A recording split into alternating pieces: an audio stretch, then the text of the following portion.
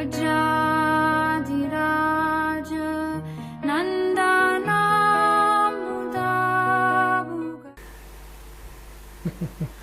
know, if he decides to give 50%, even after his expenses, whatever, private jets or whatever he has, still he can give a few crores a day. Few crores every day. So, Srila Prabhupada had this vision. This is first canto, so it means before he left from India. And of course it wasn't a fulfilled vision because nobody gave him this kind of money, but the potential is there. And people give to all sorts of things. People give to churches, people give to Buddhist groups, people give to universities, a lot of money, hospitals. People do give. No, there are a lot of people. But again, if they become Krishna conscious, then also the charity becomes Krishna conscious. And then they can be. See, Prabhupada used this very strong word, absolute certainty of converting this hell of pandemonium to the transcendental abode of the Lord. And this was written in, 62, 63. So, today is much more a hell of a pandemonium than 63 and 62. One more quote, or it was enough? One more quote? Srimad Bhagavatam, first canto. Spending 50% for the service of the Lord or for propagation of spiritual knowledge in society by way of the Sankirtan Yagya is the maximum display of human mercy. Maximum display. Because makes the other things possible, no? Okay, the last one. There's a letter to Ranadhir written in 72.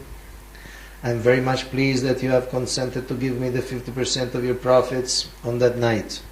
But I will have no objection if you consider giving me 100%.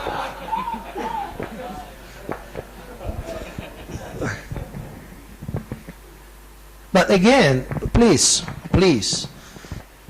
if you get out of this course with one message, I wouldn't mind that message is that it's all voluntary. Okay? It's all voluntary. It's out of love that people do things. You cannot force.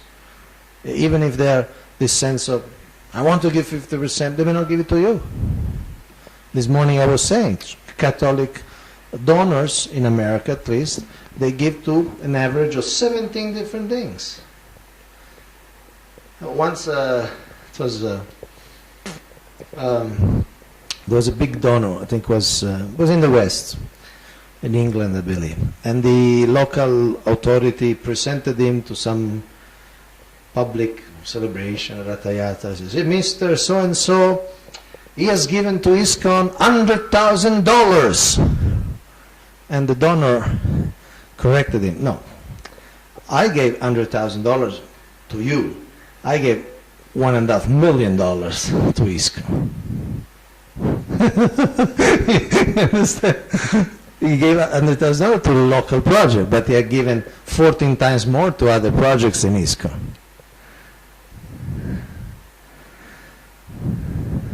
But again, it's all based,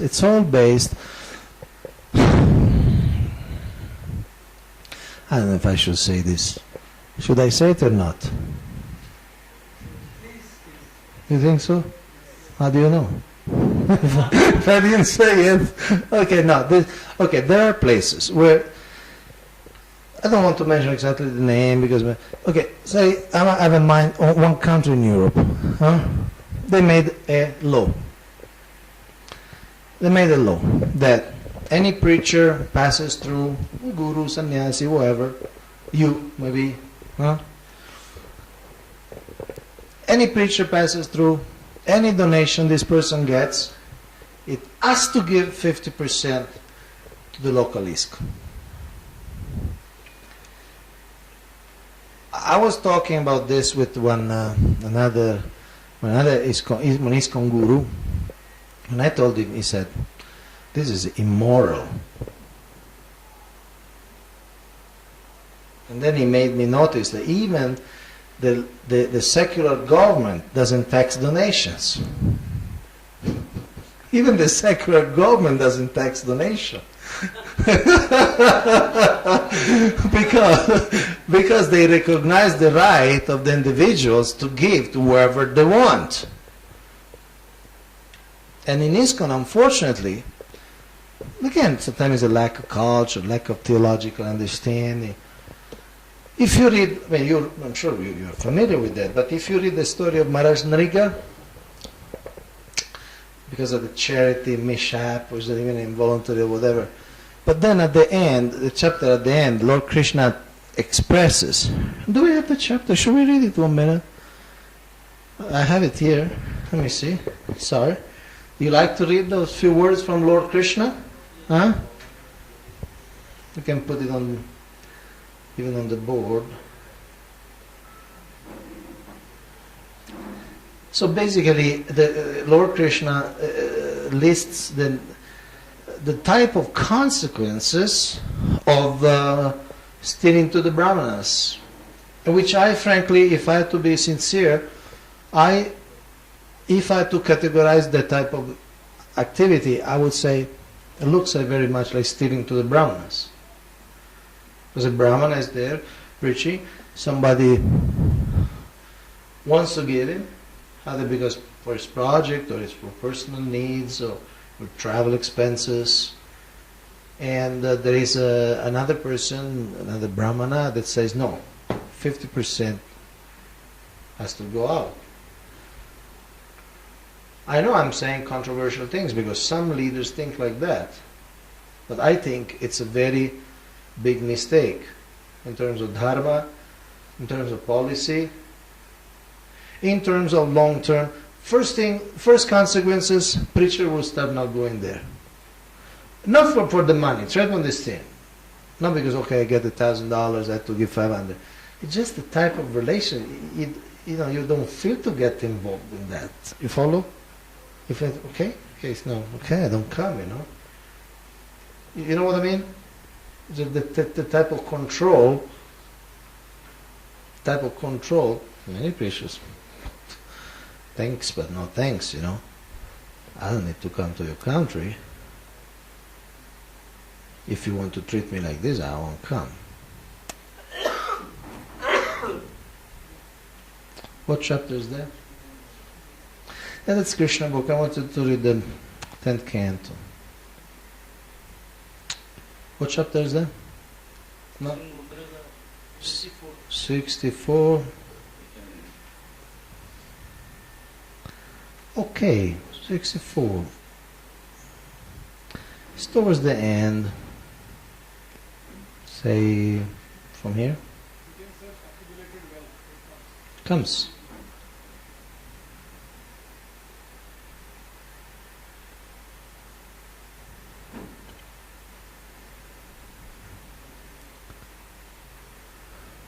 So this is Lord Krishna, okay?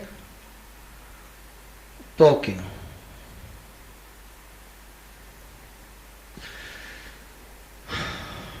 How indigestible is the property of a Brahmana?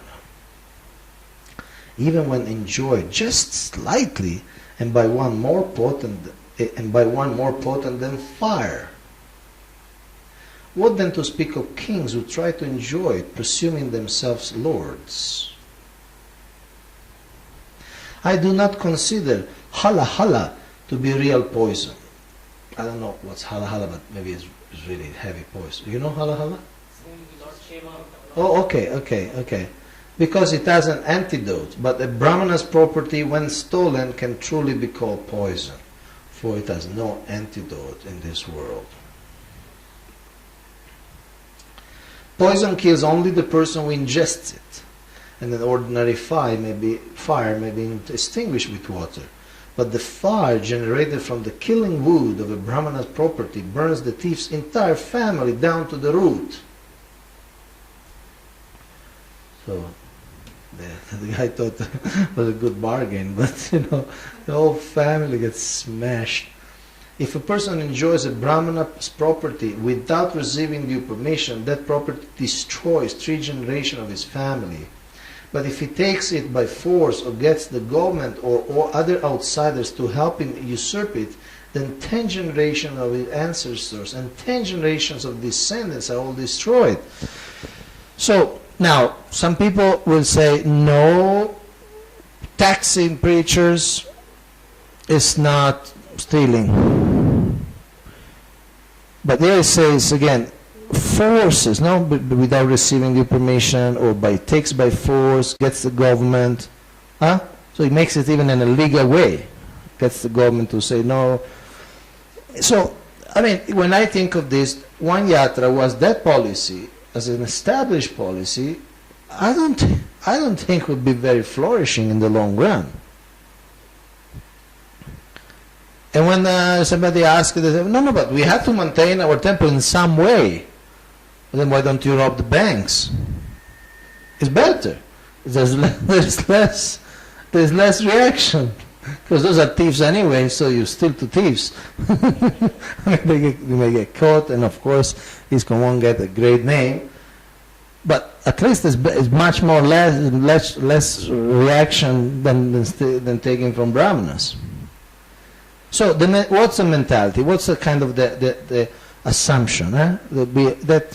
That means to justify the end, and this sort of, and also this kind of, okay, there's this kind of mentality that, okay, this is a member of our community, he's giving $1,000 to a traveling preacher, okay?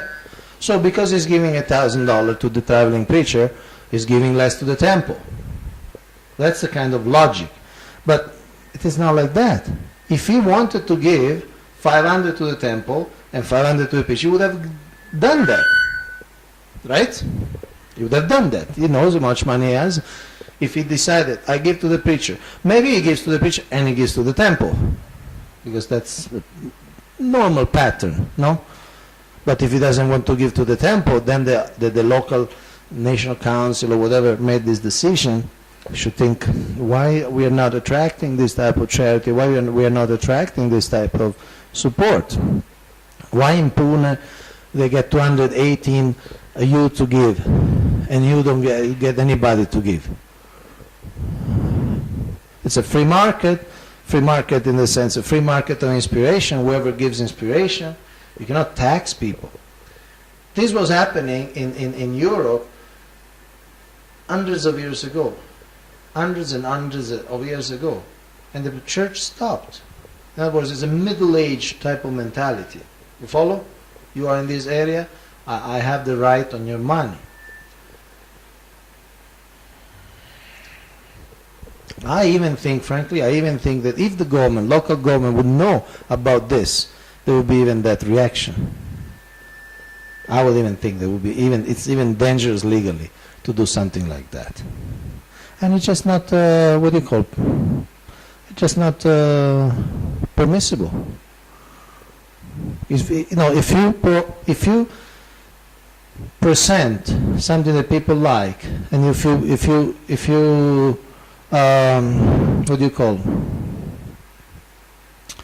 people are happy with what you're presenting, they feel inspired, they're happy about your deity worship, you're happy about the level of education, they're happy about the reception, they're happy about how why they shouldn't give. Why they give to that sannyasi and not to you? Why? So these are very important issue again, because Sri Krishna says there are reactions. It's not like just okay. One more. Members of the royal order, blinded by royal opulence, fail to foresee their own downfall. Childishly hankering to enjoy Brahmana's property, they're actually hankering to go to hell. It's a heavy statement. Huh? For as many years as there are particles of dust touched by the tears of generous Brahmanas who have dependent families and whose property